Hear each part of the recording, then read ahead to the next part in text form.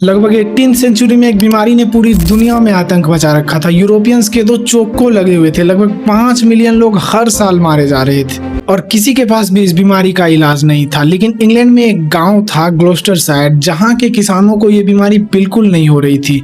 और जब ये बात डॉक्टर एडवर्ड जेनर को पता चलती है तो वो बिल्कुल क्यूरियस हो जाते हैं कि आखिर वहां के लोगों को ये बीमारी क्यों नहीं हो रही है। और जब डॉक्टर एडवर्ड पता करते हैं तो उन्हें पता चलता है कि उस गाँव में जिसे काउ पॉक्स हो जाता है उसे स्मॉल पॉक्स नहीं होता है।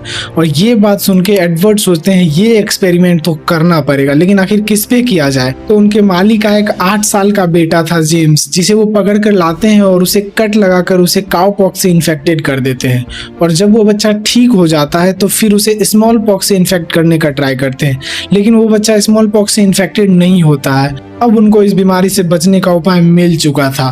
और अब आपको लग रहा होगा कि पूरी दुनिया ने उनको प्रेज किया होगा, उनके लिए ताली बजाई होगी, लेकिन नहीं, पूरी दुनिया उनका विरोध करती है। उनका मानना था कि हम काउ सब्सटेंस अपने बॉडी में नहीं डालेंगे, और रिलीजियस लोगों का मानना था कि ये गॉड्स के खिलाफ है, ये हम नहीं कर सकते। और इंडिया में तो अलग ही चल रहा था। इंडिया में मानना था कि उसके बॉडी में माता आ गई है, अब माता की पूजा करनी पड़ेगी तब जाके वो ठीक होगा। लेकिन बाद में लोगों ने इसी प्रोसेस को अपनाया और इस बीमारी को जड़ से खत्म किया। और हमारे पास आज भी इस बीमारी का कोई इलाज नहीं है। मतलब अगर किसी को हो जाए तो वो ठीक नहीं हो सकता है लाडले। सब्सक्राइब